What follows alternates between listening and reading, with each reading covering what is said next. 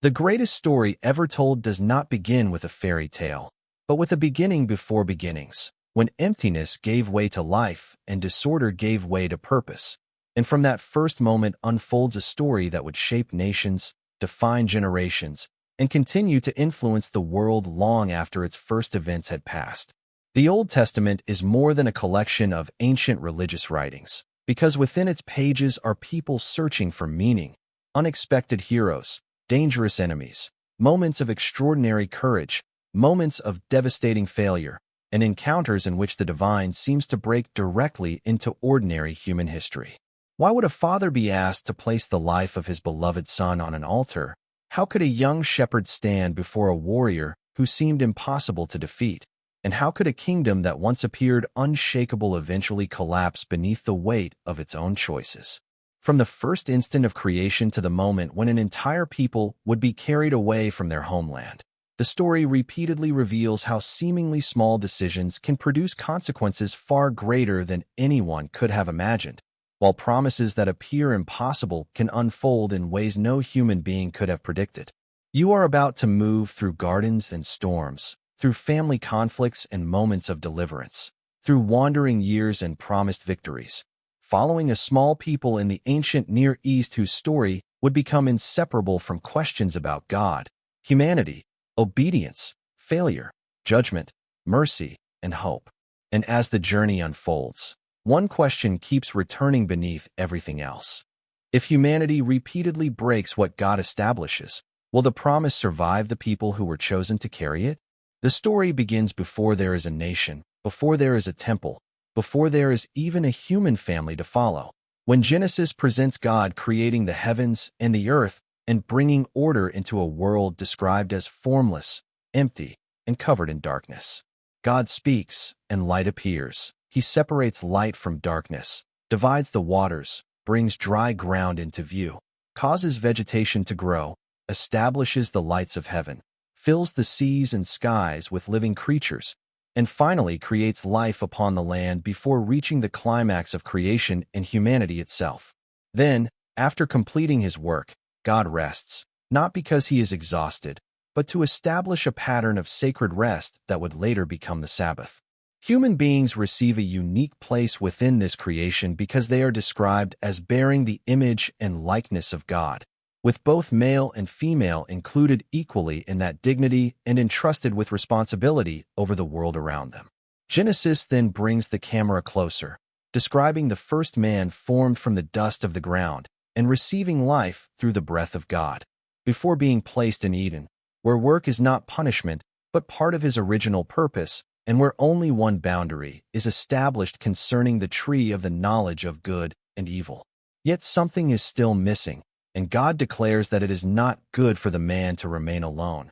So a woman is formed and brought to him, creating a relationship portrayed as intimate, open, and free from shame. Imagine that world before fear had entered it, when humanity could exist in close fellowship with God, when the man and woman had nothing to hide from each other, when the ground provided without the struggle that would later define human existence, and when death was still only a possibility rather than the certainty every generation would inherit. The garden represented a condition of deep peace, a harmony between God, human beings, relationships, and creation, while the forbidden tree remained as a reminder that being made in God's image did not make humanity divine, and that freedom still required a moral choice. But if everything was so complete, what could possibly be strong enough to break that harmony? The answer appears in the form of the serpent, whose first strategy is not an immediate command to rebel, but a subtle distortion of what God had actually said, turning generous permission into the appearance of severe restriction and planting doubt about God's intentions. The woman responds. The serpent challenges God's warning directly, and the temptation becomes attractive because the fruit appears desirable to the body, pleasing to the eyes, and capable of providing wisdom, while the deeper temptation is the promise that humanity can determine good and evil independently of God. The woman eats, gives the fruit to the man who is present with her, and suddenly the promised freedom becomes exposure, shame, fear, and the frantic attempt to cover what has been broken. When God comes into the garden, The relationship that had once been marked by closeness is replaced by hiding, and the question, "Where are you?" becomes more than a search for a location because it exposes the distance that has entered the relationship. Instead of accepting responsibility, the man blames the woman and even points toward God, while the woman blames the serpent, and the consequences spread outward into pain, difficult labor, strained relationships, mortality, and exile from the garden. Yet even within judgment, there is a promise that evil will not have the final word, and the humans are clothed before being driven from Eden so that they will not remain forever in a corrupted state. Outside Eden, the consequences of the first rebellion quickly become visible in the lives of two brothers, Cain and Abel, one working the soil and the other caring for sheep, both bringing offerings to God but receiving different responses. Cain's anger grows when his offering is not accepted, and God warns him that sin is waiting at the door and that he must master it. But Cain ignores the warning, lures Abel into the field, and commits the first murder recorded in the story. When God asks where his brother is, Cain answers with denial and indifference. Yet Abel's blood is portrayed as crying from the ground, and although Cain is judged and condemned to wander, God still places a mark upon him to prevent others from killing him. Cain eventually builds a city, and his descendants become associated with livestock, music, craftsmanship, and technological development, showing that human creativity does not disappear simply because people have moved away from God. But cultural progress does not mean moral progress, and Lamech, a later descendant of Cain, turns violence into something to boast about, declaring that if Cain would be avenged 7 times, then he would be avenged many times over, transforming one terrible act into a pattern of escalating pride and revenge. At the same time, another line begins through Seth, the son given to Adam and Eve after Abel's death, and with his descendants the text emphasizes a renewed calling upon the name of the Lord. Genesis then follows a genealogy stretching from Adam toward Noah, filled with extraordinary lifespans that allow generations to overlap and knowledge to accumulate. Yet the repeated rhythm of lived and died keeps reminding the reader that the sentence pronounced after Eden is still working its way through humanity. One man breaks that rhythm.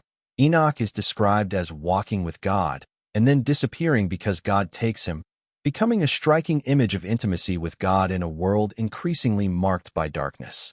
His son Methuselah lives longer than anyone else recorded in Scripture, and his long life can be understood within the narrative as another sign of divine patience before the judgment that is approaching. By the time Noah appears, however, the problem is no longer limited to individual acts of violence because corruption has spread through human society and even into the thoughts and desires of the heart. Genesis describes God as deeply grieved by the condition of creation and announces a judgment that will affect humanity and the living world around it. But in the middle of that darkness, Noah finds grace and is described as a man who walks with God, not because he is portrayed as flawless, but because he remains responsive to God while the surrounding world moves in another direction. Then comes an instruction that must have sounded impossible to everyone watching. Noah is told to build a massive ark because a flood is coming. The ark is designed for stability rather than speed, with multiple levels, a door, a window, and enough capacity to preserve Noah's family and representatives of the living creatures. And while its construction continues, Noah's obedience itself becomes a testimony against the world around him. God establishes a covenant with Noah, promising that he and his family will enter the ark, while animals are also brought inside, so that life can continue beyond the coming judgment. When everything is finally prepared, Noah enters with his family. And then comes the final pause before catastrophe, 7 days in which the world remains apparently unchanged even though the judgment has already been announced. Then the waters come, the fountains of the deep break open, the heavens release their rain, and for 40 days and nights the flood intensifies until the world outside the ark is overwhelmed. The waters continue rising for a long period, and every breathing creature outside the ark perishes. Yet in the middle of that devastation, the narrative turns on a quiet sentence.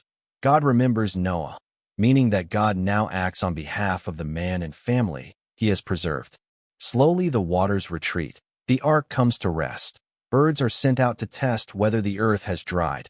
And after more than a year inside the ark, Noah finally receives permission to step onto the renewed ground. Noah's first act after leaving the ark is not to establish a kingdom or secure his own position, but to build an altar and offer worship, recognizing that even after judgment the human problem has not disappeared. God then establishes a covenant with Noah, promising never again to destroy all living things with a flood, and the rainbow becomes the visible sign that this promise will stand across future generations. Yet the story immediately refuses to present Noah as a perfect new Adam. Because he becomes drunk, his sons respond differently to his shame, and the episode establishes patterns of honor, dishonor, blessing, and future conflict that will continue long after Noah is gone. The descendants of Noah spread into different regions and peoples, and Genesis uses their genealogies to connect the nations of the ancient world back to a common human origin. Then the story gathers all those peoples into one dramatic scene at Babel, where humanity shares one language and decides to build a city and tower in order to make a name for itself and prevent being scattered across the earth. What appears to humanity as an enormous achievement is presented with irony when God comes down to see the tower, confuses their language, and scatters them, limiting the concentration of collective rebellion while creating the divisions that will shape the nations. After Babel, the narrative deliberately narrows its focus from all humanity to one family, tracing the line through which Abram will emerge. His father Terah begins the journey from Ur toward Canaan but stops in Haran, and after Terah's death Abram receives a command that will change the direction of the entire story. Leave your land, your relatives, and your father's household, and go toward a land that God will show you. The promise is enormous because it combines land, descendants, and blessing for all the families of the earth, meaning that after humanity's failed attempt to create its own greatness at Babel, God's answer begins with one man willing to leave everything familiar without even knowing the destination.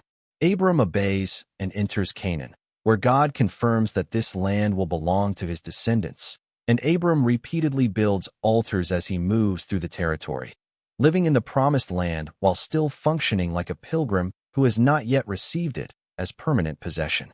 Then famine forces him into Egypt, where fear causes him to conceal the fact that Sarai is his wife, placing her inside Pharaoh's household and creating a crisis that threatens the promise before it has even begun to unfold. God intervenes. Pharaoh's household is struck by disease. Abram and Sarai return to Canaan, and after separating from Lot, because their growing households cannot remain together, God renews the promise by showing Abram the extent of the land that will belong to his descendants. Soon Abram is drawn into regional conflict when Lot is captured, and he gathers his men, defeats the attackers, and brings Lot and the captured possessions back. After the battle, he encounters Melchizedek, king and priest of Salem, who blesses him, and then God formalizes the promise through a covenant ceremony in which the land is promised from the river of Egypt to the Euphrates. The striking feature of this covenant is that God alone passes through the ritual, placing the ultimate responsibility for fulfilling the promise upon himself, and giving Abram another reason to trust even though the central problem remains unresolved. He still has no son. After years without a child, Sarai proposes that Abram have a son through her Egyptian servant Hagar, and Abram agrees, producing Ishmael but also creating bitterness between the two women and eventually driving Hagar into the wilderness. There, a messenger of God finds her, promises that her descendants will become numerous, and sends her back, while years later God changes Abram's name to Abraham and Sarai's name to Sarah, establishes circumcision as the physical sign of the covenant, and announces that Sarah herself will bear the promised son.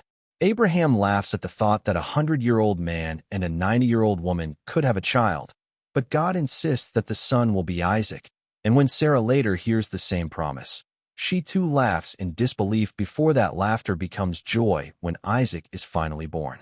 Isaac's arrival does not end the tension, because Sarah sees Ishmael mocking him and demands that Hagar and her son be sent away, while God assures Abraham that Ishmael will also become a great nation.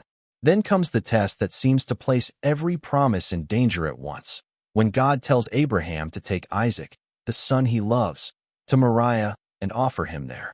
Abraham obeys, walks toward the mountain with his son, and reaches the moment when the knife could fall, but God stops him and provides a ram instead, turning the scene into a profound demonstration of faith and reinforcing the promise that through Abraham's descendants the nations of the earth will be blessed.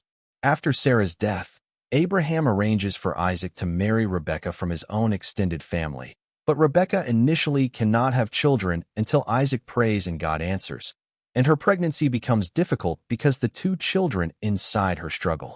God tells her that two nations are within her and that the older will serve the younger. And when the twins are born, Esau emerges first while Jacob follows holding his brother's heel, as if the conflict announced before their birth has already begun. Their personalities soon diverge, Esau becoming an outdoorsman and hunter while Jacob remains closer to the tents, and even their parents become divided in affection, Isaac favoring Esau and Rebekah favoring Jacob. The first major conflict arrives when Esau returns exhausted and hungry and Jacob offers food in exchange for the birthright, and Esau accepts the bargain because the immediate need matters more to him than the future inheritance. Years later, when Isaac is old and nearly blind, Rebekah helps Jacob disguise himself as Esau, preparing the meal Isaac expects and placing the promised blessing upon the younger son through deception. When Esau discovers what happened, his grief turns into a threat to kill Jacob, forcing the chosen heir to leave his home not in triumph, but as a fugitive, and the question becomes unavoidable. Can God's promise move forward even when the people carrying it repeatedly act through manipulation, favoritism, fear, and deceit? On the journey toward Haran, Jacob sleeps at a place later called Bethel and dreams of a stairway joining earth and heaven with angels moving upon it, while God confirms the promise first given to Abraham and Isaac. When Jacob awakens, he realizes that the place where he slept has become a sacred encounter, and he marks it with a stone and makes a vow, showing that although his faith is still developing, something inside him has begun to change. In Haran he meets Rachel, falls deeply in love with her, and agrees to work 7 years for her.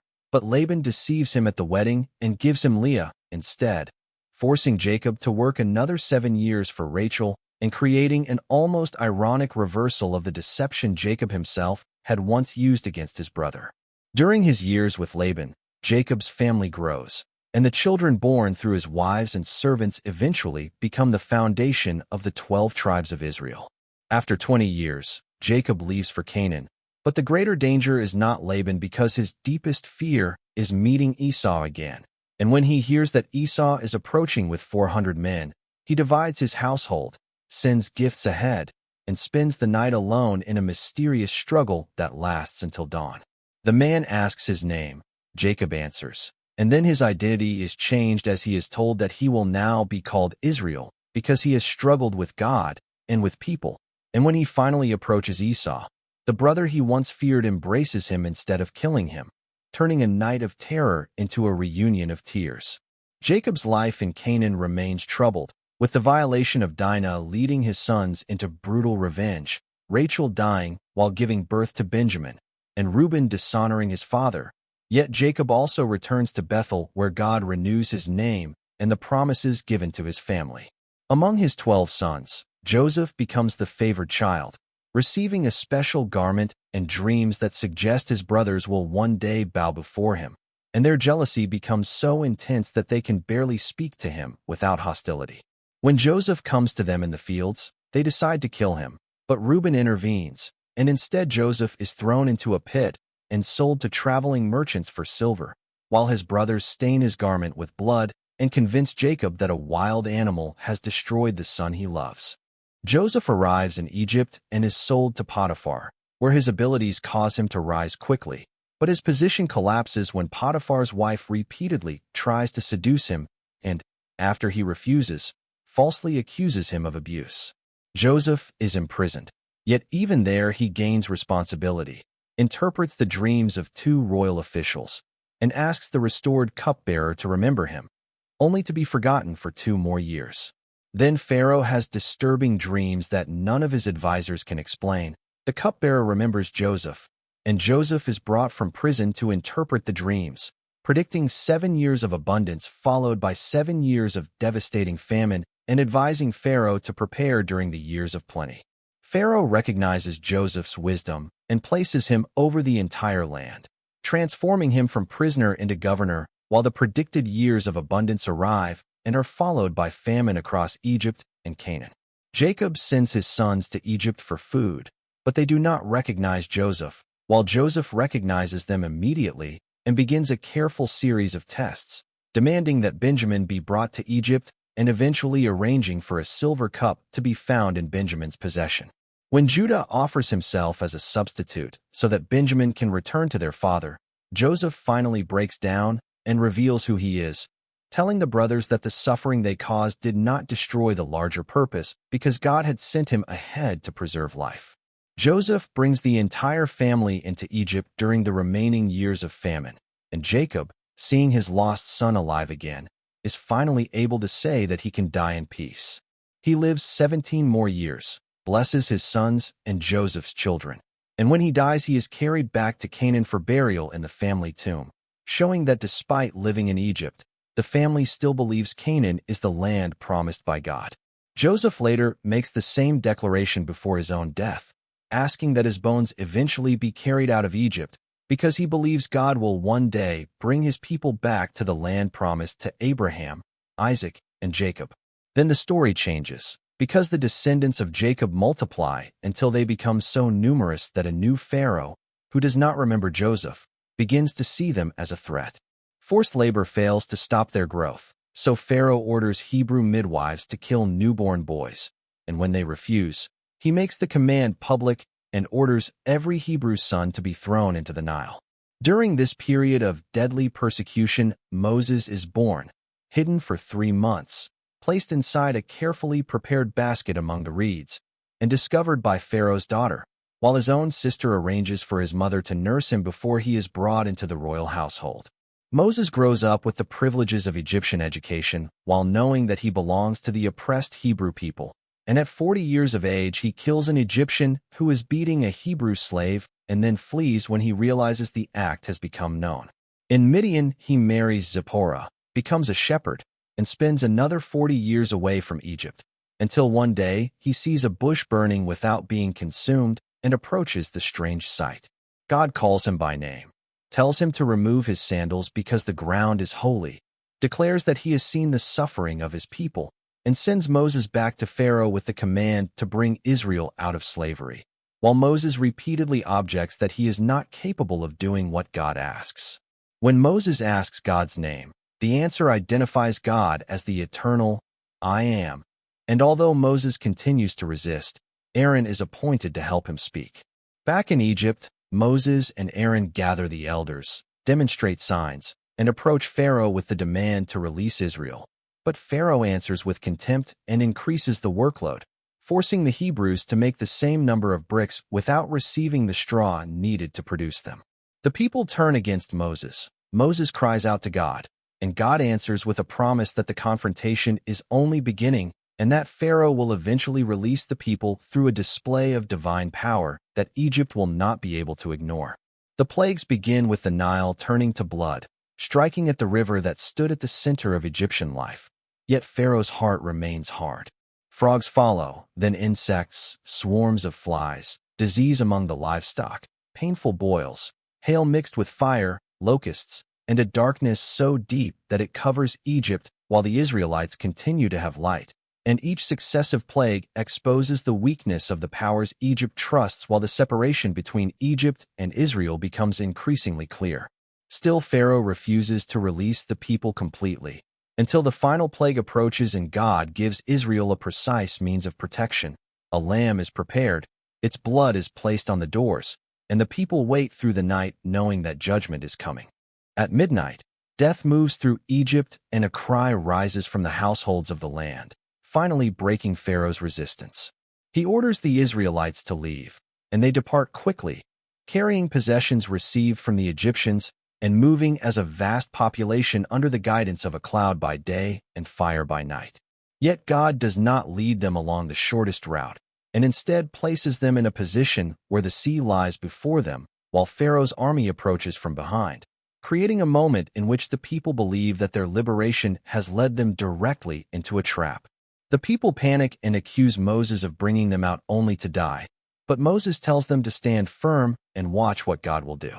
He stretches his hand over the sea, A powerful wind drives the waters back, and a dry path appears between walls of water as Israel crosses to safety, while the pursuing Egyptian army follows into the same passage.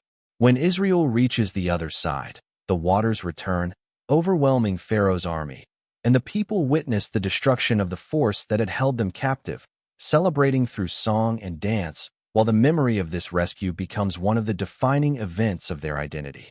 But the celebration does not last long, because 3 days later the people reach water that is too bitter to drink and begin complaining again. God shows Moses how to make the water drinkable, and the pattern that will dominate the wilderness years begins to emerge. Difficulty, complaint, divine intervention, and another lesson about trust. Food becomes the next crisis, so God provides meat in the evening and manna in the morning, while the instructions about gathering only enough for each day and gathering extra before the Sabbath teach the people to depend on provision that cannot simply be stored and controlled according to human anxiety. At Rephidim, another shortage of water leads to another miracle, while the Amalekites launch Israel's first major battle, and Joshua leads the fighting as Moses stands above with his hands raised. When Moses grows tired, Aaron and Hur hold his arms up, and Israel prevails, reinforcing the idea that the victory requires both human action and dependence upon God.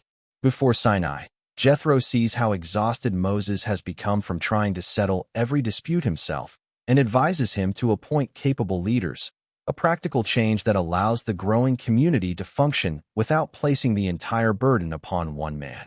3 months after leaving Egypt, Israel reaches Sinai, and God reminds them that he carried them out of slavery and brought them to himself. He offers a covenant in which they will become his treasured possession, a kingdom of priests and a holy nation, not because they earned that status, but because of what God has already done for them, and the people respond enthusiastically that they will obey. Before the covenant is formally presented, however, the people must prepare themselves, because the mountain itself becomes a visible boundary between ordinary human existence and the overwhelming holiness of God's presence. Thunder rolls, lightning flashes, a dense cloud covers Sinai. The trumpet grows louder, smoke rises, and the mountain trembles as the people stand at a distance in fear. From this terrifying encounter comes the 10 Commandments, beginning with the reminder that the God giving these commands is the same God who brought them out of Egypt. So obedience is presented not merely as submission to rules, but as a response to a God who has already acted in mercy. The commandments establish exclusive loyalty to God, reject idols, protect the holiness of God's name, establish the Sabbath, honor family, protect life, guard marriage, prohibit theft and false testimony, and finally address the desires of the heart itself. Additional laws then shape civil life, religious practice, justice, treatment of servants, protection of foreigners, widows and orphans, responsibility for injuries, loans, property, worship, festivals, and the limits of punishment so that justice will not become uncontrolled revenge. Moses formally confirms the covenant by writing the words of God, building an altar with 12 pillars representing the tribes, and applying the blood of sacrifices as a sign of the seriousness of the agreement.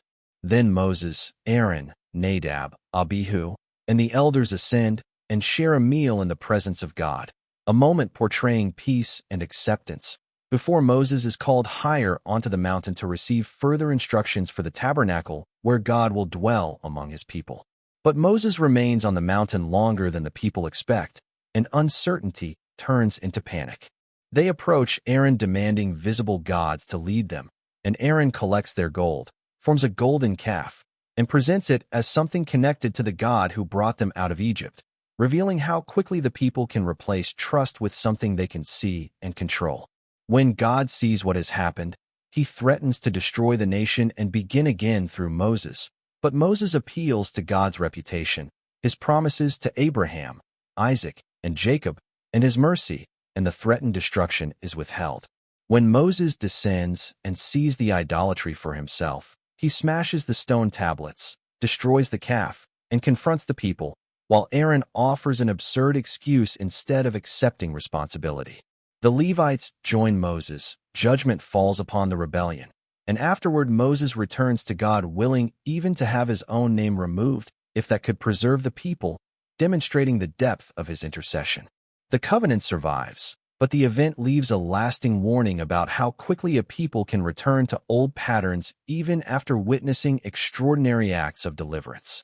God then renews the covenant and gives detailed instructions for the tabernacle, the portable sanctuary where his presence will dwell among Israel.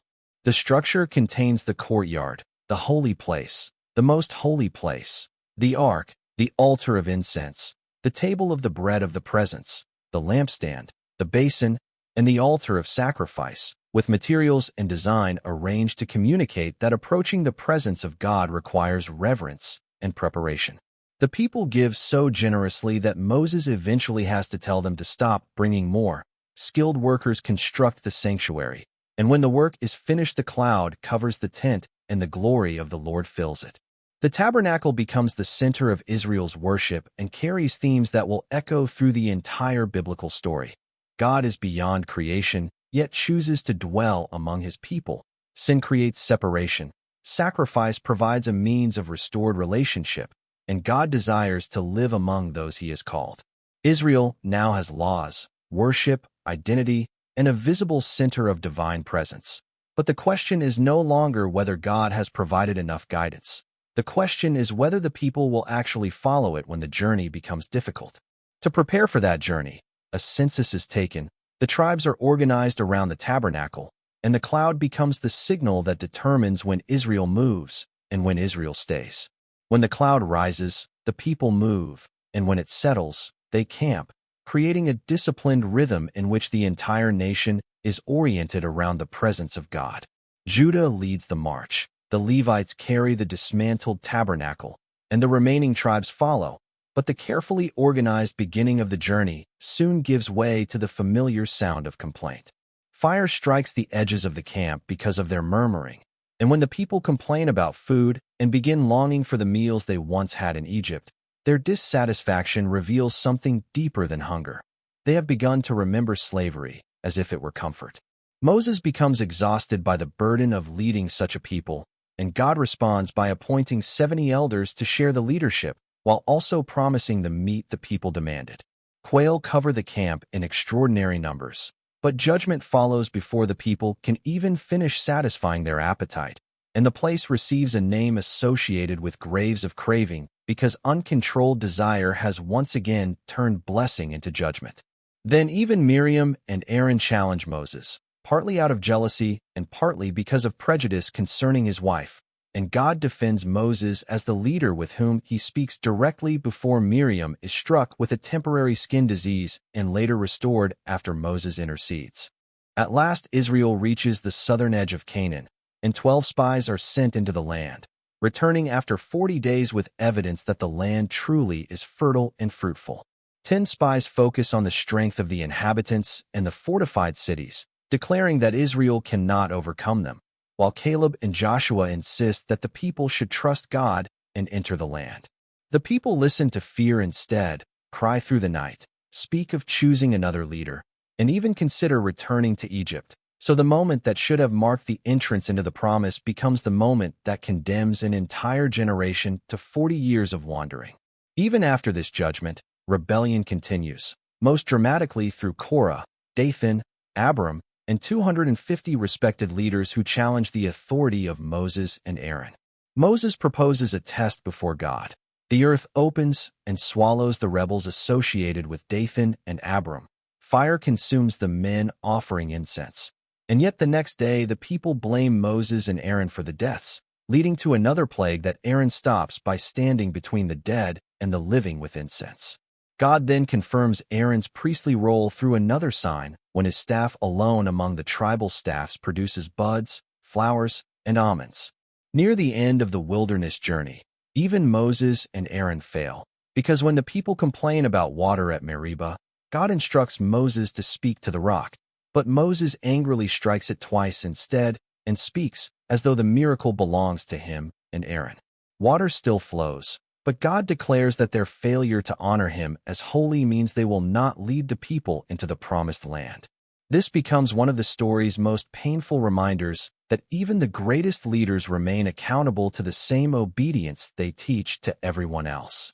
As Israel approaches Canaan again, Edom refuses passage, forcing the people onto a longer route, and Aaron dies on Mount Hor as the priestly garments are transferred to Eleazar. The people become discouraged and complain once more, and venomous serpents spread through the camp until God provides a strange means of healing. Moses is told to raise a bronze serpent, and those who look toward it live. The wilderness generation then continues forward, defeats Sihon and Og, and becomes strong enough to frighten Balak of Moab, who hires Balaam to curse Israel, but discovers that a blessing spoken by God cannot simply be reversed. When direct opposition fails, Israel becomes vulnerable through compromise, as some men become involved with Moabite women and begin participating in foreign worship at Baal of Peor. This spiritual corruption proves more dangerous than an army because it attacks Israel's identity from within, and a severe judgment follows until Phinehas acts decisively and the plague stops. The lesson becomes clear as the new generation prepares to enter Canaan. The danger will not come only from weapons and armies, because Israel can also lose its future by adopting the values and worship of the people around it. A second census reveals almost the same number of fighting men as the first, yet the meaning is completely different because the original generation has disappeared from the count. Only Joshua and Caleb remain from those who had first seen the land and trusted God's promise, while the new generation now stands ready to inherit what their parents rejected. Laws concerning inheritance, the daughters of Zelophehad, territorial arrangements for the tribes, cities of refuge, and the responsibilities of the Levites prepare Israel to function not as wandering slaves, but as an organized nation capable of living within the promised land. The time has come for Moses to pass leadership to Joshua, and God instructs Moses to place his hands upon the man who has served beside him, fought alongside Israel, and remained faithful when the other spies lost courage. Joshua will lead military and civil affairs, while Moses' unique role as the direct messenger of God will not simply be reproduced, creating a deliberate transition rather than an attempt to make Joshua another Moses. Then Moses delivers his final speeches in Deuteronomy, reviewing the journey, the failures, the care of God, the covenant, and the responsibility of the new generation that now stands on the edge of Canaan. Moses reminds the people that God went before them and carried them through the wilderness, yet they repeatedly failed to trust him, and he repeats the commandments while emphasizing that the Sabbath should also remind them that God rescued them from slavery. Then comes one of the central declarations of the entire covenant. Israel is called to love the Lord with all its heart, soul, and strength, while remaining separate from the religious practices of the nations around it. Why was this separation so important? And why did Moses repeatedly warn that prosperity itself could become dangerous? Because once the people become comfortable, they may begin to believe that their success came from themselves and forget the God who brought them out of Egypt. The covenant is renewed with the new generation, and Moses places before them both blessing and judgment, even warning that persistent rebellion could eventually lead to exile among the nations. Yet the warning is accompanied by hope, because if the people turn back to God after being scattered, God will gather them again, and Moses insists that obedience is not some impossible mystery hidden beyond human reach. He gives them a simple but enormous choice between life and death, blessing and curse, and tells them to choose life, while a song is written to preserve the warning for future generations. Moses then blesses the tribes before climbing Mount Nebo, where God allows him to see the promised land but does not permit him to enter it. He dies in Moab at the age of 120 while still strong and clear-eyed, and the people mourn him for 30 days before the story declares that no prophet like Moses had arisen in Israel, a statement that preserves the extraordinary nature of his relationship with God. Joshua now stands ready to lead, carrying the responsibility of bringing into reality the promise Moses had spent his life preparing the people to receive. God commissions Joshua with a repeated command to be strong and courageous, but the courage required is not merely military, because Joshua is told to remain faithful to the law given through Moses. He sends 2 spies into Jericho, where Rahab hides them and confesses that the people of the land have heard what Israel's God has done, and she protects them in exchange for a promise that she and her household will be spared. When Israel crosses the Jordan, The waters stop as the priests carrying the ark step into the river, echoing the earlier crossing under Moses and publicly establishing Joshua as the new leader. At Gilgal, the people renew the covenant, circumcise those born during the wilderness years, and celebrate Passover, showing that the entry into Canaan is not simply a military occupation, but the continuation of the relationship begun in Egypt. Near Jericho, Joshua encounters a mysterious figure carrying a sword who identifies himself as commander of the Lord's army, and the battle plan that follows is unlike ordinary warfare, because Israel is instructed to march around the city, once each day for 6 days and 7 times on the 7th, while priests sound trumpets. When the people shout, the walls fall, Rahab and her family are spared, and the first major victory demonstrates that the conquest is presented as depending on divine power rather than military strength alone. Then everything changes at Ai, where Israel suffers an unexpected defeat because Achan has secretly taken things that were supposed to be devoted to God. Once the hidden sin is exposed and dealt with, Joshua develops a strategy using surprise, and Israel wins, revealing a principle that will continue through the rest of the story. Faithfulness and wise action belong together. The victories frighten the surrounding peoples, but Gibeon chooses deception instead of battle, sending worn clothing and old supplies to convince Israel that its representatives have come from a distant land, and Joshua makes a treaty without first seeking God's guidance. When the deception is discovered, Israel still honors the oath it has made, and the Gibeonites become servants connected with the community and the altar.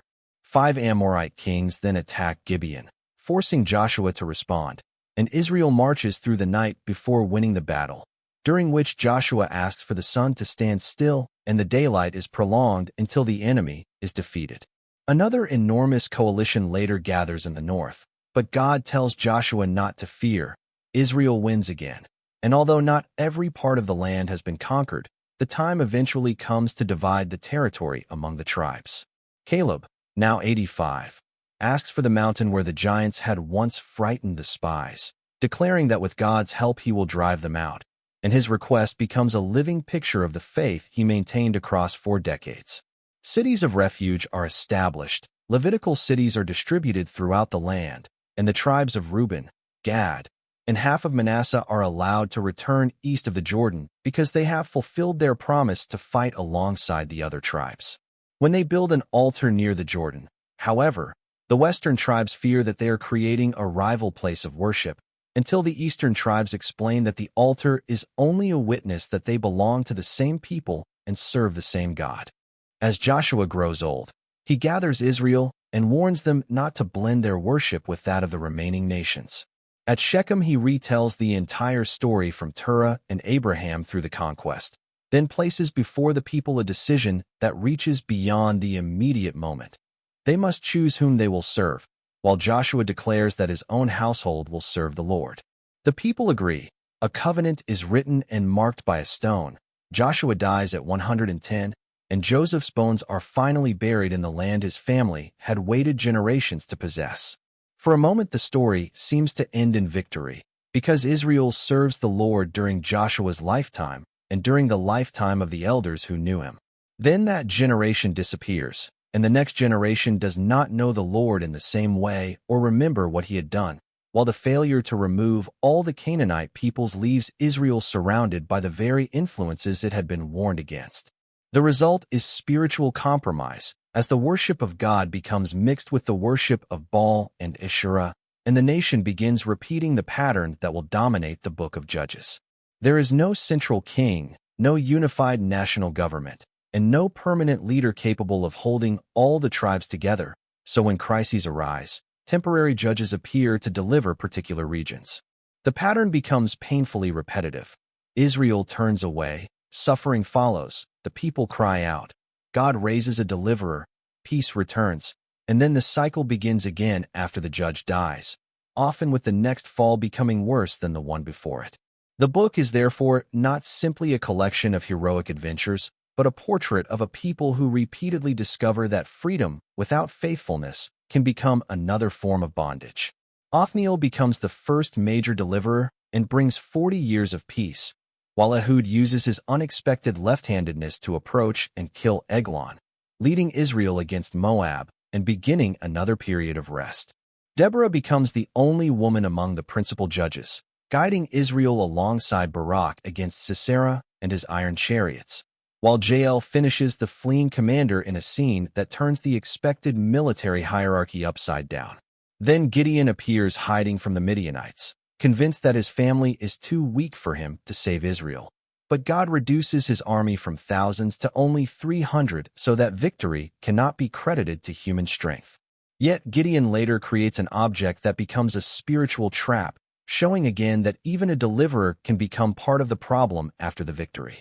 Jephthah rises from a rejected background to become a leader against the Ammonites, but his reckless vow produces a devastating personal consequence when his daughter becomes the one who comes out to meet him after the battle.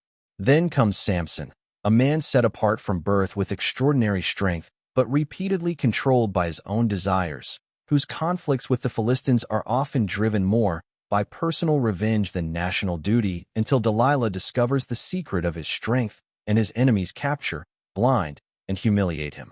In the final chapters, the moral collapse becomes even darker, with private shrines, stolen idols, confused worship, violence, sexual abuse, and civil war revealing how far Israel has fallen.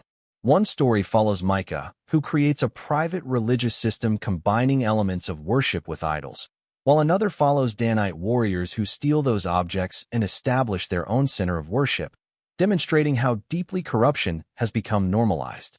Then the horrific crime at Gibeah leads the tribes into war against Benjamin, almost destroying an entire tribe, and the book repeatedly returns to one explanation for the chaos. Israel has no king, and everyone is doing what seems right in their own eyes. The transition toward monarchy begins with Samuel, whose mother Hannah prays for a son and promises to give him to the Lord, and Samuel grows under Eli while Eli's own sons become corrupt. One night God calls Samuel, and after initially thinking Eli is speaking, Samuel finally understands that the voice belongs to God, receiving a message of judgment against Eli's household that establishes him as a prophet.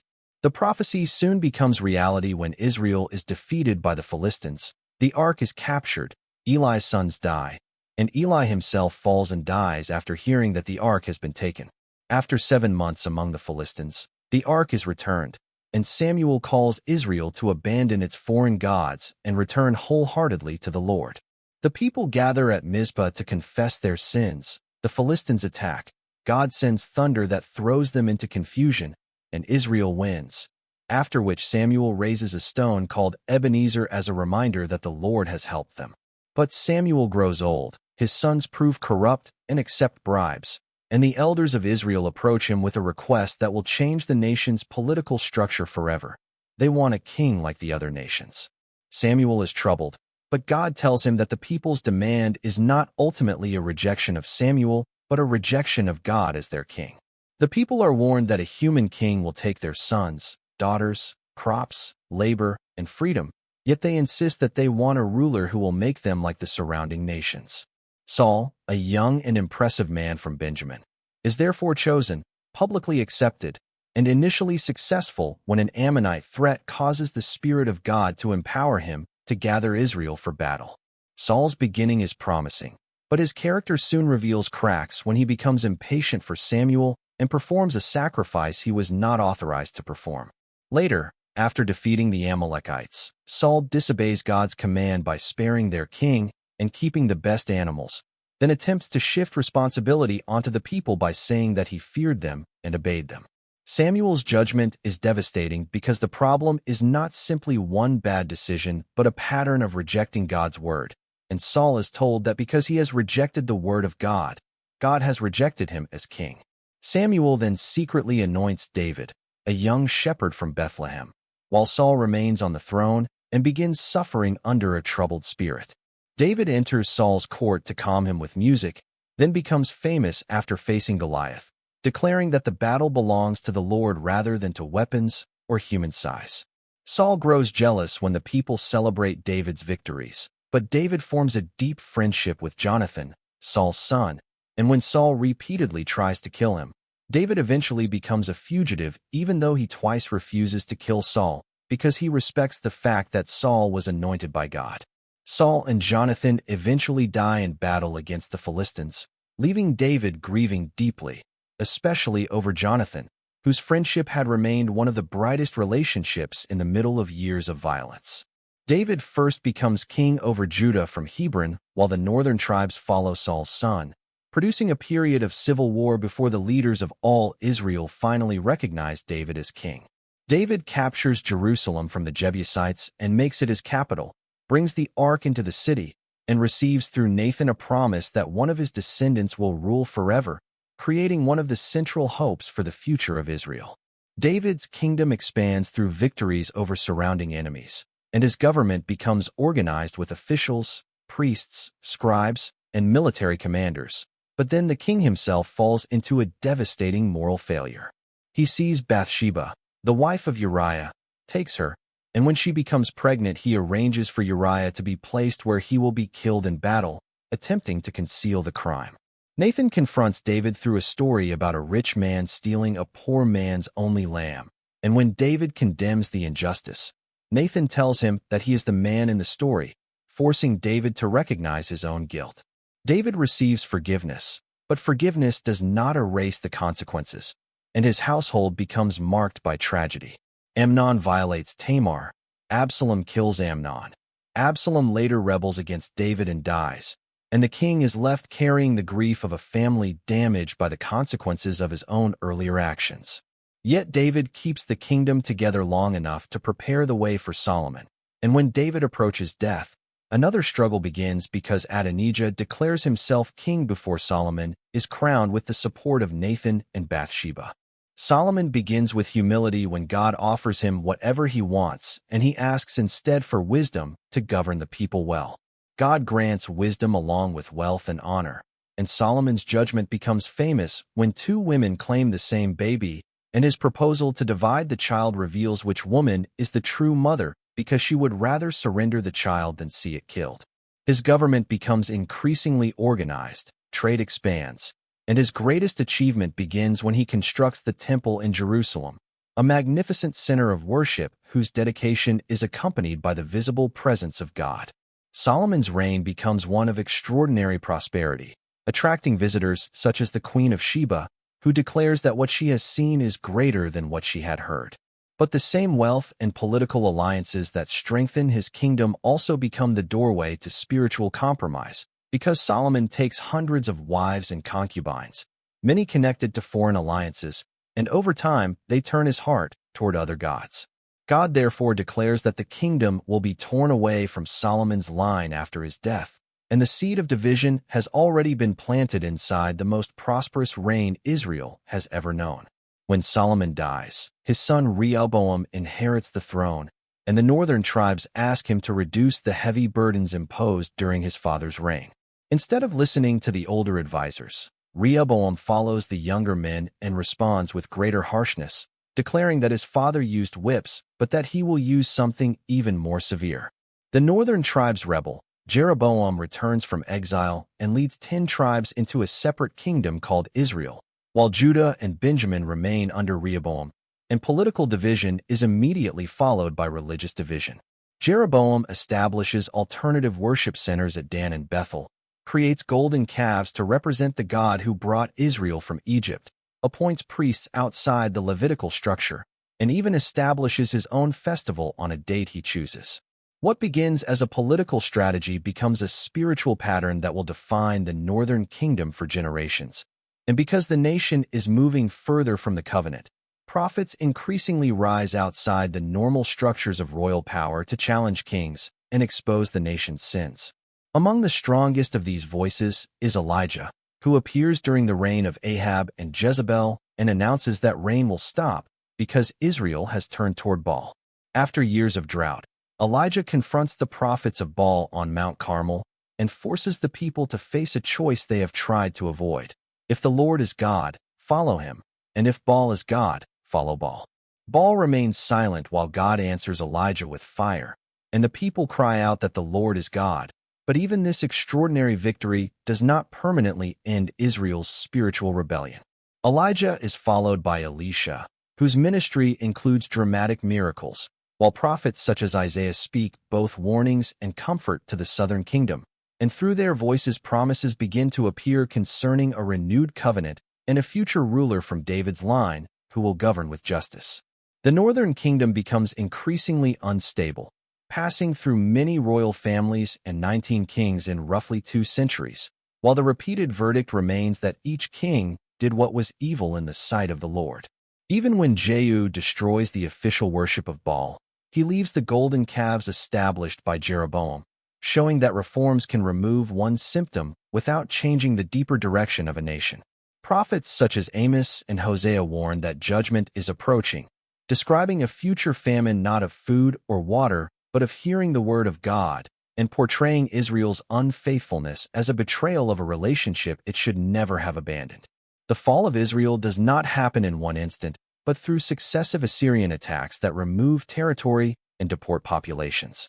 Finally, under Hoshea, Samaria is besieged for 3 years and captured, and the people of the northern kingdom are carried away into Assyria because, according to the biblical explanation, they abandoned God, copied the practices of other nations, and persisted in hidden rebellion. Foreign populations are then brought into the land, producing a mixed community whose descendants become associated with the Samaritans, while Judah, still ruled by descendants of David, survives for another century and a half. Judah experiences alternating periods of reform and decline, with Asa removing idols, Jehoshaphat sending teachers throughout the land, and Hezekiah destroying pagan worship, and even removing the bronze serpent that had once served a legitimate purpose but had later become an object of worship. Under Hezekiah, Jerusalem survives a terrifying Assyrian threat when an angel destroys a vast number of enemy soldiers. But after him comes Manasseh, whose reign plunges Judah into extreme spiritual darkness through pagan altars, occult practices, violence, and even child sacrifice. Although Manasseh later turns toward God after being taken captive, the damage created by his reign is portrayed as deep enough that judgment remains on the horizon. Josiah, Manasseh's grandson, leads one final great attempt at reform after workers discover the book of the law during temple repairs. He hears the words, commits himself to obeying God, cleanses the temple, removes pagan worship, dismisses false priests, and restores Passover. Yet even this reform cannot completely reverse the direction established over generations. Jeremiah warns that the people are trusting in religious appearances while continuing to steal, murder, commit adultery, and then enter the temple claiming that they are safe. And he announces that the land will become desolate, and the people will serve Babylon for 70 years. Then the Babylonian Empire rises under Nebuchadnezzar, defeating Egypt at Carchemish and taking control of territories once held by Assyria. The first deportation carries young men from royal and noble families to Babylon, including Daniel and his companions, and a larger deportation follows years later, when Jerusalem's leaders, soldiers, treasures, and thousands of inhabitants are removed, including Ezekiel, who will later receive visions in exile. Zedekiah is placed on the throne as a Babylonian-appointed king, but he ignores Jeremiah's warnings, rebels against Babylon, and brings the final catastrophe upon Jerusalem. Nebuchadnezzar returns with his army, surrounds Jerusalem, and waits until famine weakens the city and its defenses collapse. Zedekiah attempts to escape but is captured, his sons are killed before him, his eyes are destroyed, and he is carried to Babylon, while the temple, palace, houses, and walls of Jerusalem are burned and torn down. Almost everyone remaining is deported, leaving only the poorest people to work the land, and the city that had once represented the center of Israel's worship is reduced to ruins. Jeremiah survives the destruction but is eventually taken toward Egypt by people who flee after the murder of the local governor, while the exiles in Babylon begin rebuilding their communities far from the temple and far from political freedom. Their grief is captured in the image of people sitting beside Babylon's rivers and weeping when they remember Jerusalem, asking how they can sing the songs of the Lord in a foreign land. But beneath that grief comes the question that has been waiting since the beginning of the story. Why would God allow his own temple to be destroyed and his chosen people to be defeated? The prophets answer that the exile is not random because Israel has repeatedly broken the covenant, abandoned God's teaching, and followed stubborn desires, while Ezekiel emphasizes that individuals remain responsible for their own actions. Yet exile is not presented as the end of God's relationship with his people, because Isaiah describes it as discipline followed by renewed compassion, and Jeremiah gives a specific promise that after 70 years God will bring the people back. In the absence of the temple, practices such as circumcision, Sabbath observance, dietary laws, communal prayer, and the reading of Scripture become central ways of preserving identity, and the synagogue gradually becomes an important place for that life of faith. The experience of exile also changes how suffering itself is understood, because the prophets begin speaking of a servant whose suffering is connected with healing and whose wounds are linked to the sins of others. Ezekiel sees a future temple from which a river of life flows. Jeremiah speaks of a new covenant written not merely on stone but upon the heart. And these promises allow a displaced people to imagine a future that is greater than the ruins surrounding them. The exile, therefore, becomes both judgment and transformation, a painful period in which Israel confronts the consequences of its history while receiving promises that the story is not finished. One of the most significant effects of the exile is the lasting rejection of the idolatry that had repeatedly destroyed Israel's faithfulness before the catastrophe. After the return from Babylon, the people still face spiritual struggles, foreign rulers, and political weakness, but they never returned to the same pattern of worshiping other gods that had characterized the centuries before the exile. Under leaders such as Zerubbabel, Ezra, and Nehemiah, they returned to the land, rebuild the temple, restore Jerusalem's walls, and preserve their identity even though complete political independence does not return. The people will live under Persians, Greeks, and eventually Romans, while the memory of exile remains a warning about the cost of breaking the covenant. New religious groups emerge as later generations attempt to understand the lessons of exile, and alongside those developments, the hope for a Messiah becomes increasingly strong, especially as people look toward prophetic visions of an eternal kingdom and a figure associated with the Son of Man. When John the Baptist eventually appears proclaiming repentance and announcing that the kingdom of heaven is near, his message echoes hopes that have been forming for generations, suggesting that what looked like the end of Israel's story may actually be a turning point within a larger plan. And this is where the journey through the Old Testament reaches its great turning point, because from creation to Eden, from Cain to Noah, from Babel to Abraham, from Egypt to Sinai, from the wilderness to the promised land, from judges to kings, from Jerusalem to Babylon, the same pattern keeps appearing before us. God calls, humanity responds, humanity fails, judgment follows, and mercy preserves a path forward. The story is therefore not merely a record of victories and defeats, but a long portrait of the relationship between God and people, filled with promises that survive failure, corrections that follow rebellion, sorrow that gives way to restoration, and hope that remains alive even when everything visible seems to have been destroyed. Look back at the garden, where harmony was lost, then at the ark, where judgment was followed by a covenant, at Sinai, where a rescued people received a new identity, at Canaan, where the promise became visible, and finally at Jerusalem, where the temple burned and the people were carried away. What remains when everything a nation thought guaranteed its future has been taken from it? And what does it mean that even in the ruins the prophets continue to speak of return, renewed hearts, a restored covenant, and a future king?